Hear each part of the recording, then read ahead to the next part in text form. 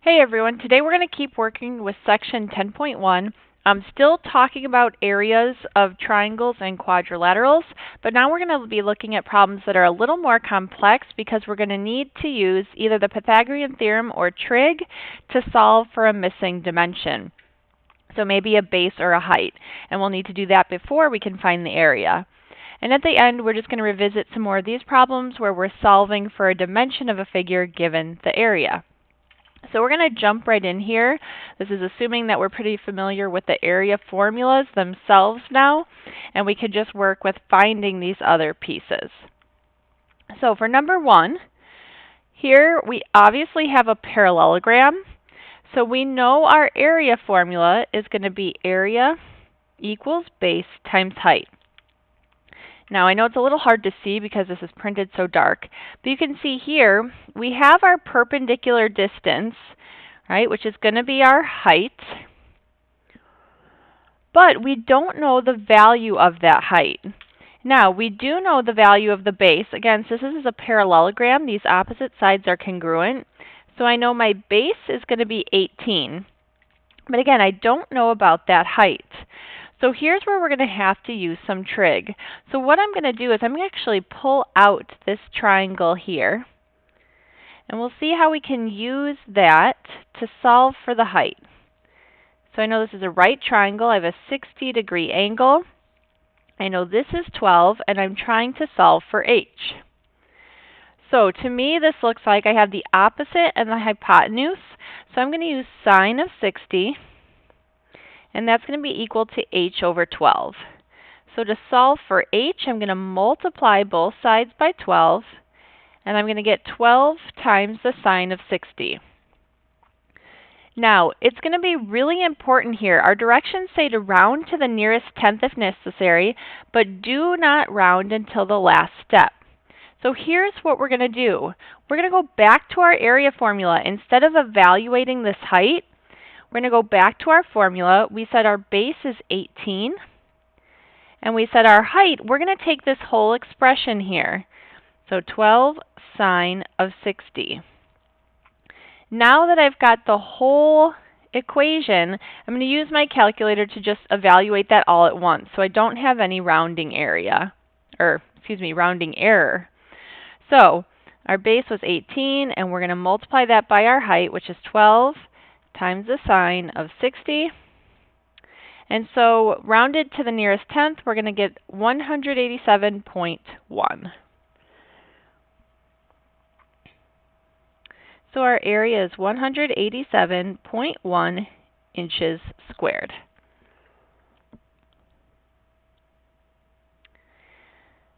Okay.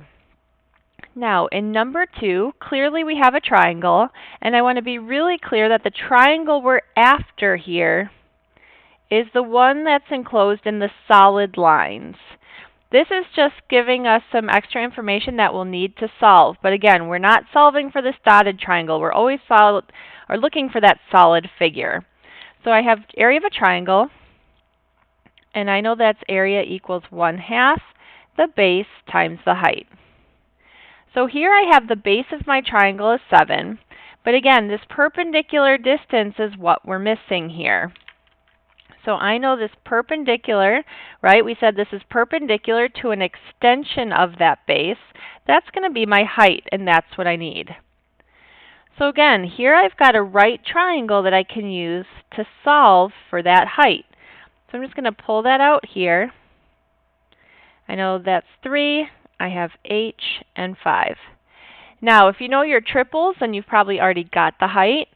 If not, what I notice is I have 2 sides and 1 unknown, so I can use the Pythagorean theorem to solve. So I'm going to have 3 squared plus h squared is equal to 5 squared. So I have 9 plus h squared is 25. If I subtract 9 from both sides, I get h squared is equal to 16. Now to solve, I'm going to take the square root. Again, usually that would give us plus or minus, but we only want the positive answer because we're looking for a dimension of that figure.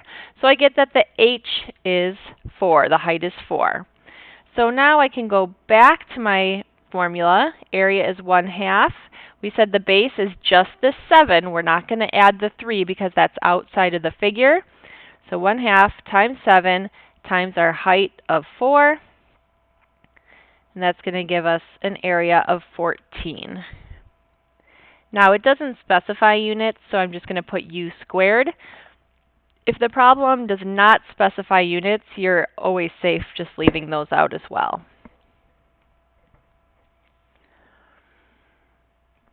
Okay, next up. This one is telling us in number 3 that we have a rhombus. So first thing, I know area of a rhombus is area equals 1/2 diagonal 1 times diagonal 2. And so I'm going to look at my figure and see if I know either of these pieces. Now this actually requires us to remember a little bit about properties of a rhombus. We know that since a rhombus is a parallelogram, those diagonals are going to bisect each other. They're going to cut each other in half. So this piece is congruent to this piece, and this is going to be congruent to this.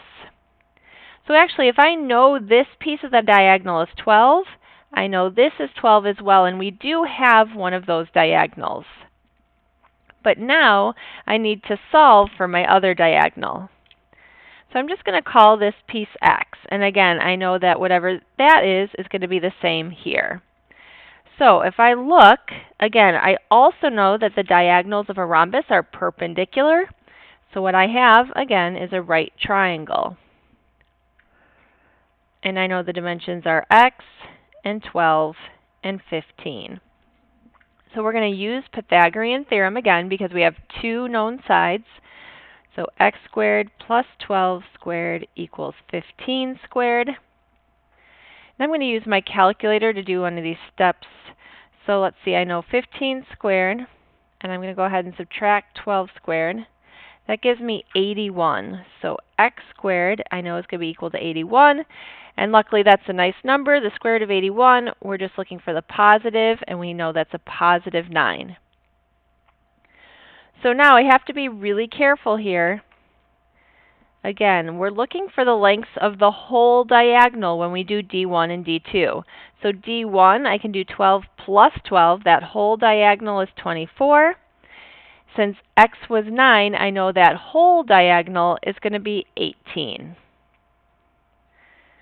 So now I can do 0.5 times 24 times 18, and I get an area of 216 square meters.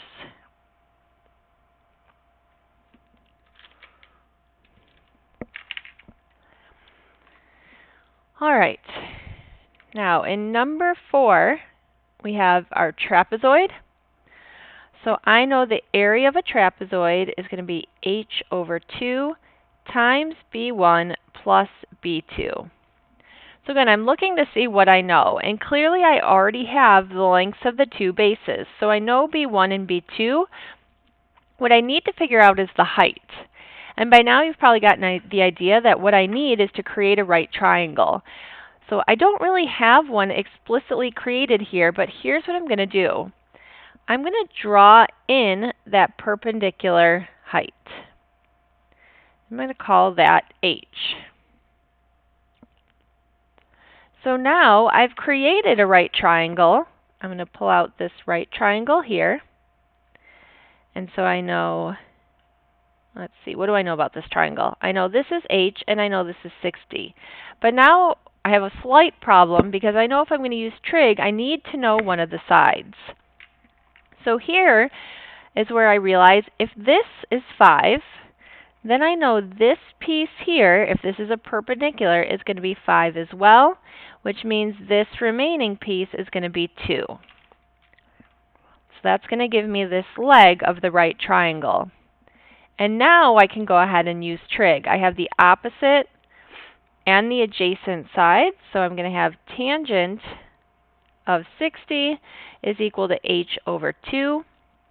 So h is 2 times the tangent of 60. Now remember, we're going to keep this exact for right now.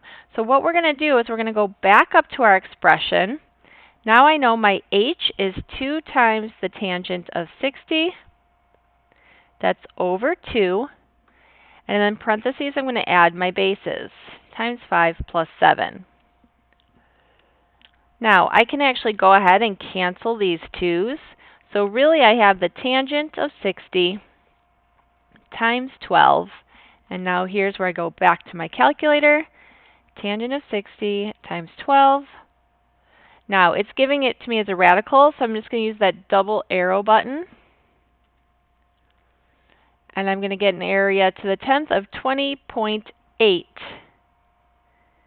meters squared. So sometimes you'll actually have to draw in the height to be able to solve for that.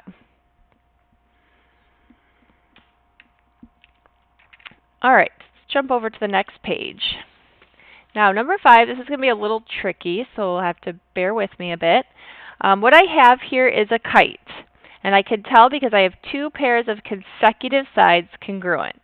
And so a kite, again, the area formula is 1/2 times diagonal 1 times diagonal 2. And actually, this figure is a little bit new because I don't really know any of these pieces. So we have to do a little bit of work here. Now, I actually do know in a kite that this one diagonal is going to be bisected. So by properties here, I know that's going to be bisected, and I know these diagonals are perpendicular. So now if this piece is 20, this is going to be 20 as well. So I actually do know one of the diagonals is going to be 40. But now, again, I have to solve for the other one. So let's see, this is 25. That means this is 25 as well. So what I'm really solving for, I'm going to need this piece of the diagonal, and I'm going to need this piece as well. So in this case, I'm actually going to have to do Pythagorean theorem 2 times to get what I need. I'm going to do the blue triangle and then this triangle here. So let's see, to get x, I'm going to have x squared plus 20 squared equals 25 squared. So to simplify that, I know I need to move that 20 squared over, so I'm just going to do 25 squared minus 20 squared. I get x squared is equal to 225. And so if I take the positive square root of that, I get x is equal to 15. So now I've got a piece of that diagonal. So now we have to look at our other triangle. So now I have y squared plus 20 squared equals 35 squared. So let's isolate y squared. I'm going to do 35 squared minus 20 squared. And I get 825. So now I'm going to use my calculator. If I type in square root of 825, I actually get a radical, but we're going to leave that radical in our answer for right now. So y is equal to 5 times the square root of 33.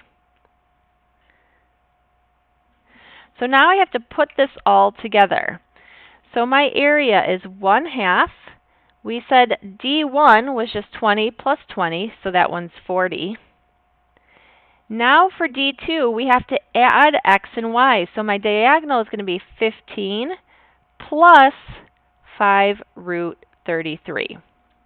So it's kind of a long expression, but again, we want to keep it exact all the way till the end. So again, back to my calculator now. We do 0.5 times 40, move this in, times 15 plus root 33. Let's see, did I enter those numbers in? Oops, plus 15 plus 5 root 33.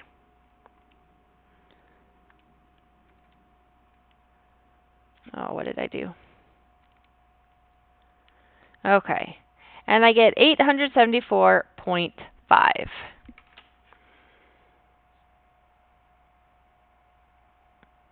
And we don't have units, so again, I just like to put U squared for my generic units. So I get in the habit of putting those units.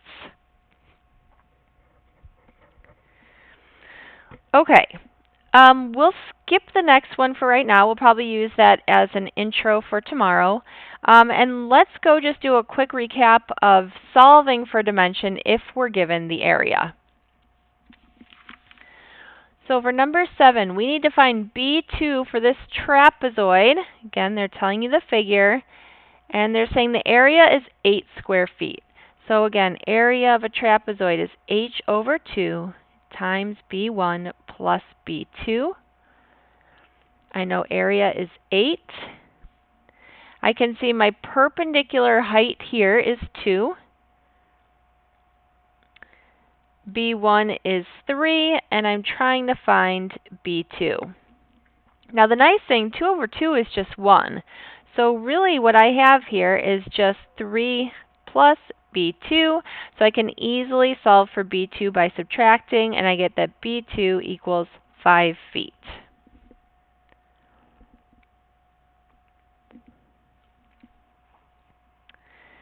Okay, number 8 is asking for the height of a triangle, okay, which the area is 24 square kilometers. Area I know is 1/2 base times height. My area is 24. Now here's where we have to be careful about the information that we use. Again, I'm always looking for the solid figure. Those dashed lines are just giving me some extra information. So if I highlight that, it's pretty easy to see that my base now is 8. And the perpendicular distance from the top to the base is this h, which is what I'm trying to solve. Again, this is extra information that we're not going to use. So I'm going to do a little simplifying. I know 1/2 times 8 is just 4. I have times h, so divide by 4 to get h alone, and I have h equals 6 kilometers.